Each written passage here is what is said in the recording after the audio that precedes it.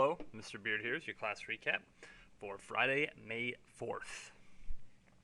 We started with our vocabulary test. This was a cumulative test over the vocabulary roots we have had. We give you a list of 20 that you really needed to focus on.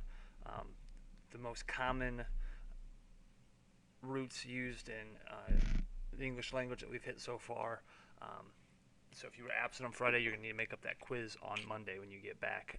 We did have the list at the beginning of the week, so not being here one of those days is not going to be a valid excuse for not taking the test on Monday. So you need to make sure you look over those words and be prepared and ready to go.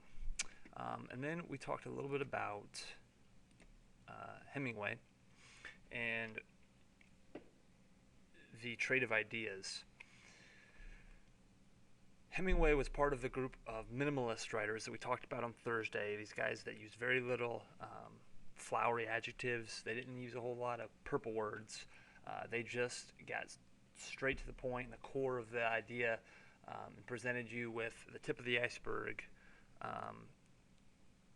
If you remember, we talked about, if you look at an iceberg, yeah, you see this here, but that's really just a small portion of this much larger structure. And so these minimalist writers just give you the bare minimum details while they imply a great more that is going on. And there's a really good, very short story that illustrates this.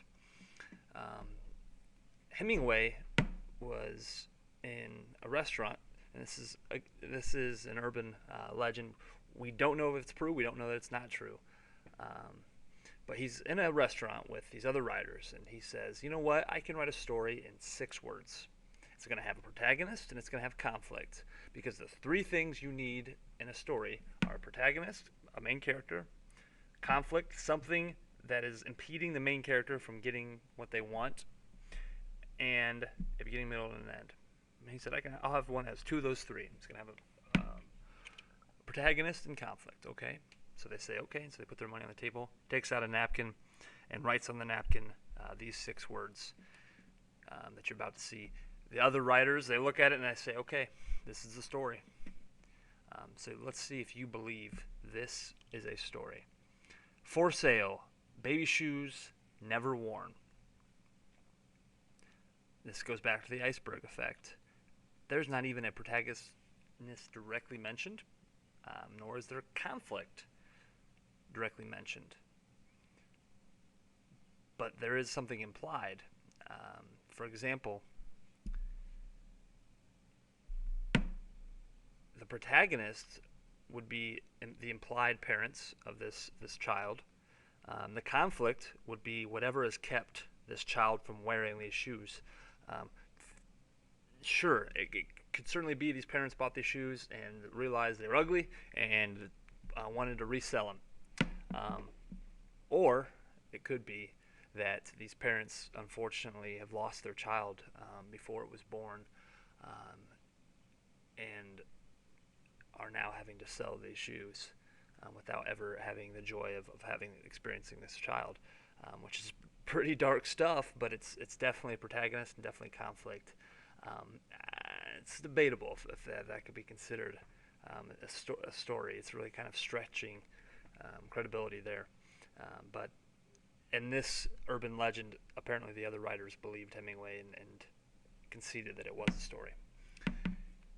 What I wanted you to do then is to write your own very short story that has at least a protagonist and conflict.